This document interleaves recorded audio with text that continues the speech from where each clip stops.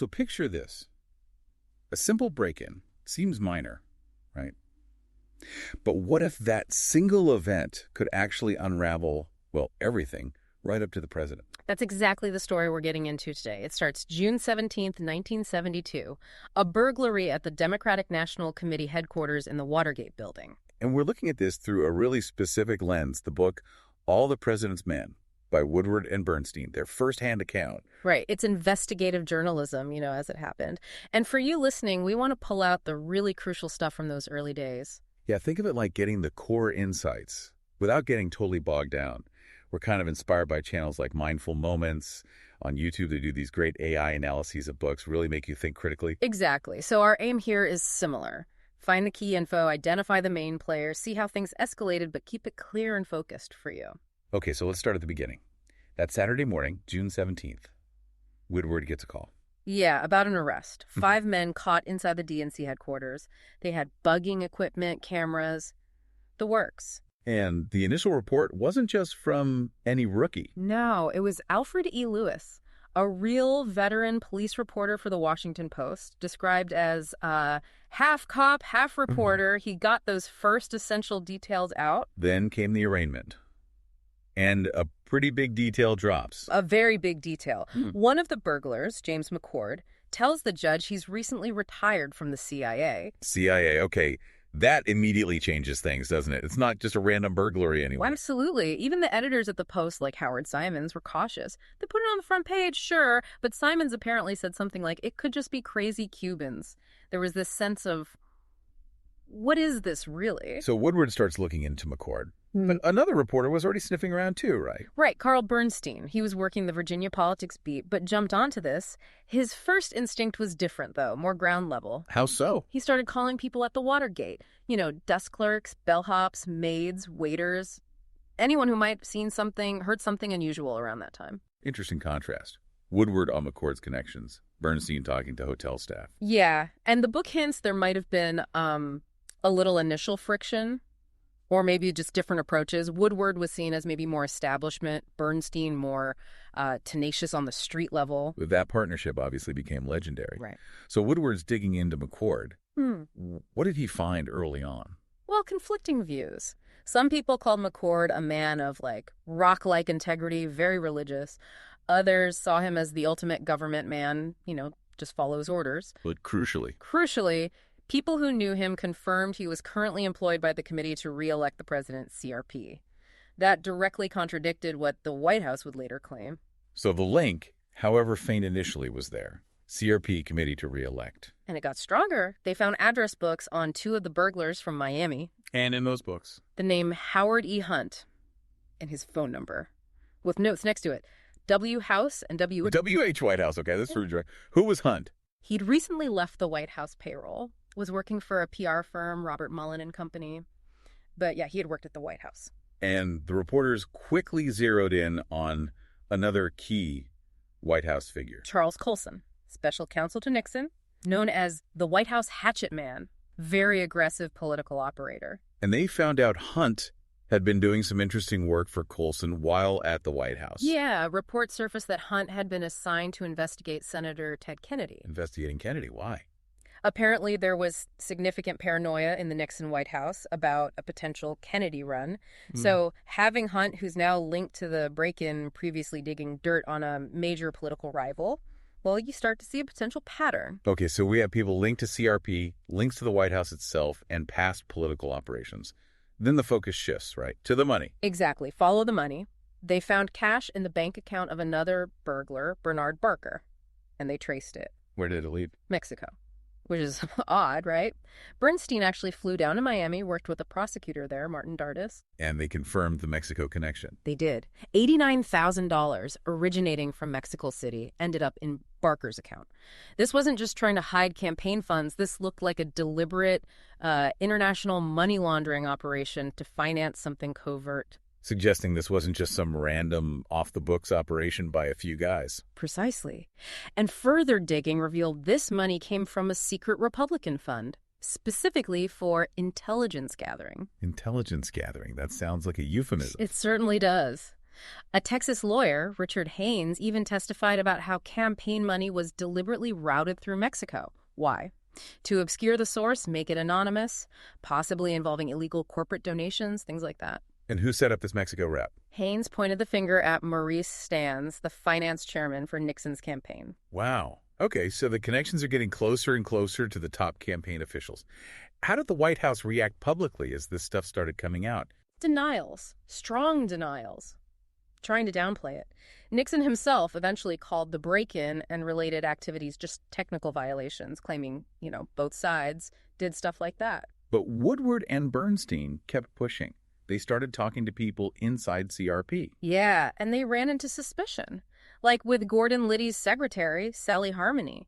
The reporters felt she wasn't telling the FBI or the grand jury the whole truth, maybe protecting Liddy or others. It must have been incredibly tense trying to get information. Oh, absolutely. They had to be meticulous about protecting their sources. The book describes the climate of fear.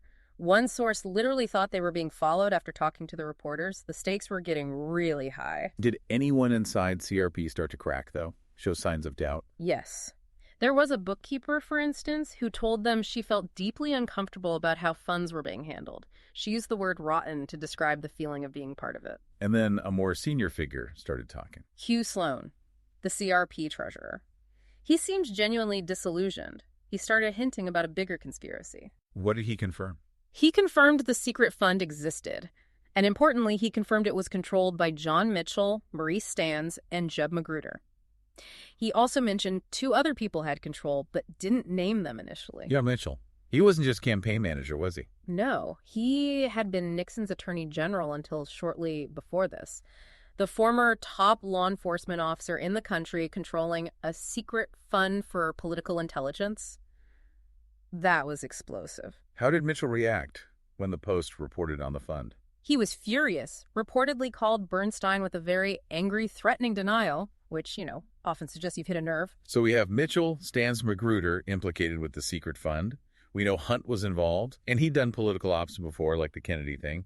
And Liddy. Liddy was clearly involved in planning and executing the break-in.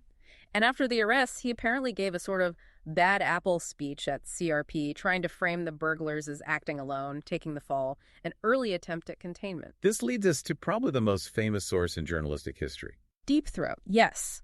This confidential source started providing Woodward with absolutely critical guidance and information. And Deep Throat suggested Watergate wasn't isolated, right? It was bigger. Much bigger. Deep Throat talked about a widespread campaign of political espionage and sabotage against Democrats. The term used was rat-fucking. And it wasn't just a few people. Deep Throat claimed there were at least 50 agents involved. 50 agents? Doing what? All sorts of dirty tricks. Spreading false rumors, disrupting campaign schedules, forging letters, general political sabotage. And a key figure identified in coordinating this was Donald Segretti. Segretti. And was he connected to the White House? That's what the information suggested. Links to people like Dwight Chapin, Nixon's appointments secretary, and Herbert Kalmbach, who was Nixon's personal lawyer. Kalmbach allegedly provided the money for Segretti's operations. So the sabotage campaign, the break-in, the secret fund. It's all starting to look like parts of a coordinated effort directed or funded from very high levels. That's the picture that was emerging. And of course, the White House response was just to double down on denials. They called the Post's reporting fiction a collection of absurdities. It really highlights the importance of scrutinizing official stories, doesn't it? Yeah. Much like, the critical thinking encouraged by resources like mindful moments that we mentioned or what we try to do here. You have to look beyond the surface denials. Absolutely. And relying on sources like Deep Throat was crucial, but incredibly risky. Protecting that source was paramount. Were there other leaks helping them from inside the official investigation? Yeah, it seems information also came from sources within the FBI. They knew the White House was involved in the sabotage campaign. Eventually, the Post felt confident enough to report that H.R. Haldeman, Nixon's chief of staff, controlled the secret fund. Haldeman? That's right next to the Oval Office? Publishing that must have been huge. Huge pressure. Ziegler, the press secretary, issued incredibly strong denials. There was even a tense moment where Woodward confronted an FBI official trying to confirm information, and it nearly blew a source's cover. It shows the ethical tightrope they were walking. While all this reporting is happening, the original burglars are actually on trial. Right. And their defense seemed to be essentially that they weren't acting alone, that this was an authorized mission, trying to hint at higher-ups. But then came another bombshell, a letter. James McCord, the ex-CIA guy, he writes a letter to the judge, John Sirica, and it's explosive. What did it say? He alleged there had been political pressure on the defendants to plead guilty and stay quiet. He claimed people committed perjury during the trial, and crucially, he said others involved in Watergate hadn't been identified. He basically blew the lid off any idea this was contained. That letter must have been a massive turning point, proof of a cover-up. It strongly suggested it. And it directly led to the Senate forming a special committee, the Watergate Committee, led by Senator Sam Ervin. The Senate hearings. That's where things really opened up to the public. Definitely. McCord testified again, this time publicly before the committee, and he directly implicated John Mitchell and Charles Colson. How did the White House react to the Senate investigation gaining steam? Nixon made a move that seemed like cooperation, ordering his staff to testify before the grand jury if called.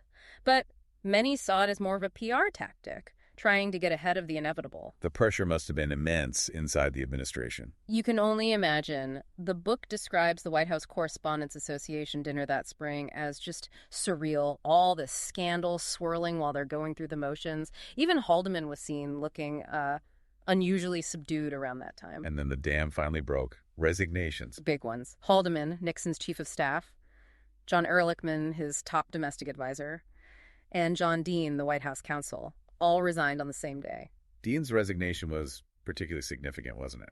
Hugely significant, because unlike Haldeman and Ehrlichman, who maintained innocence, Dean started cooperating with investigators. He had intimate knowledge of the cover-up from the inside. And he started pointing fingers. Directly at Haldeman and Ehrlichman, accusing them of orchestrating the cover-up. What about Mitchell? Did he ever admit more? He testified to the grand jury. He admitted approving payments to the Watergate burglars, but framed it as purely for their legal fees and humanitarian support. He still denied knowing about the bugging plan beforehand. And that link between Haldeman and the rat-fucking campaign. That got solidified, too.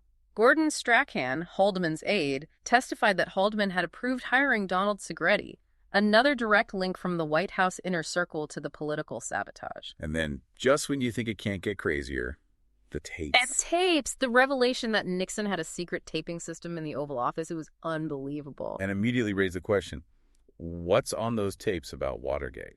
Exactly. But then came the issue of the 18-and-a-half-minute gap on a key tape. Suddenly, it wasn't just about what was on the tapes, but whether they'd been tampered with. Obstruction of justice suspicions went through the roof. Even the White House spokesman seemed unsure how to handle it. Yeah, Ron Ziegler's statements about the tapes kept changing, which just fueled the fire and the perception of a cover-up. Looking back at just these early stages, the number of people involved is staggering. It really is. Beyond the ones we focused on, you had figures like L. Patrick Gray at the FBI, LaRue, Kalmbach, Crow, Mardian, Odell, Porter, Sloan, Stans, assistants, lawyers, officials, all drawn into this vortex. And Woodward and Bernstein just kept digging through it all. Relentlessly. Facing down denials, navigating the secrecy, dealing with the immense power of the White House trying to shut the story down. Their persistence was incredible. So what started as this third-rate burglary, as the White House initially called it. Yeah, it exposed this incredibly deep pattern. Political spying, sabotage, illegal funds, perjury, obstruction of justice, reaching right into the heart of American government. And hopefully, for you listening, tracing these initial threads gives you a clearer picture of how this monumental scandal began to unravel and just how crucial investigative reporting was. You've really gotten a sense of those first critical months, seeing the pieces connect and the pressure build, all thanks to the relentless work of those reporters. It leaves you thinking, doesn't it? How much can the determined pursuit of truth by just a few individuals achieve, even against overwhelming power? Are there echoes of this today? What does Watergate still teach us about, needing to stay vigilant and think critically about what we're told? Absolutely. If you found this exploration useful, please do subscribe, maybe share it with others who'd appreciate this kind of analysis. There's a link in the show notes if you want to grab a copy of All the President's Men and dive even deeper yourself. And most importantly, just keep questioning. Keep thinking critically about the information you encounter every single day.